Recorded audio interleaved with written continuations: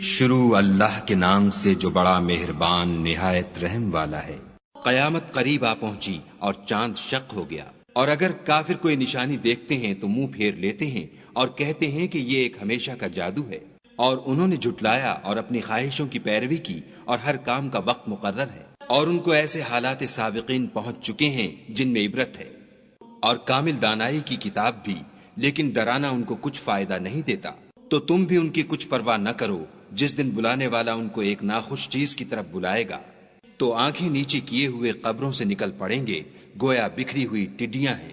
اس بلانے والے کی طرف دوڑتے جاتے ہوں گے، کافر کہیں گے یہ دن بڑا سخت ہے۔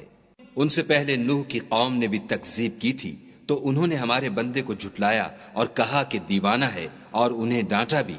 تو انہوں نے اپنے پروردگار سے دعا کی کہ بار الہ میں ان کے مقابلے میں کمزور ہوں، تو ان سے بدلہ لے۔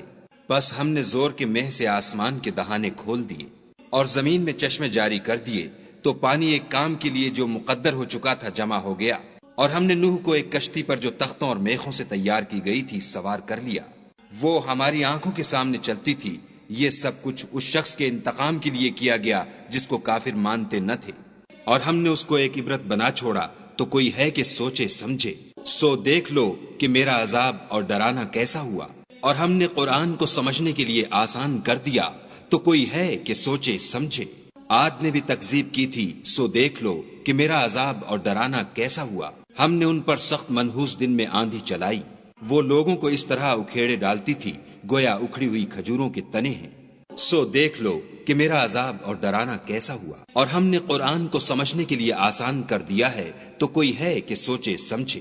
سمود نے بھی ہدایت کرنے والوں کو جھٹلایا اور کہا کہ بھلا ایک آدمی جو ہم میں سے ہے ہم اس کی پیروی کریں؟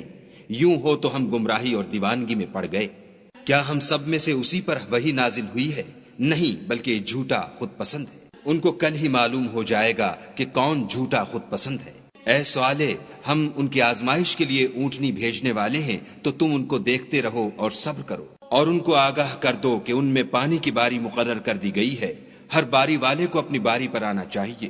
تو ان لوگوں نے اپنے رفیق کو بلایا اور اس نے اونٹنی کو پکڑ کر اس کی کونچیں کاٹ ڈالی۔ سو دیکھ لو کہ میرا عذاب اور ڈرانا کیسا ہوا۔ ہم نے ان پر عذاب کے لیے ایک چیخ بھیجی، تو وہ ایسے ہو گئے جیسے باڑ والے کی سوکھی اور ٹوٹی ہوئی باڑ۔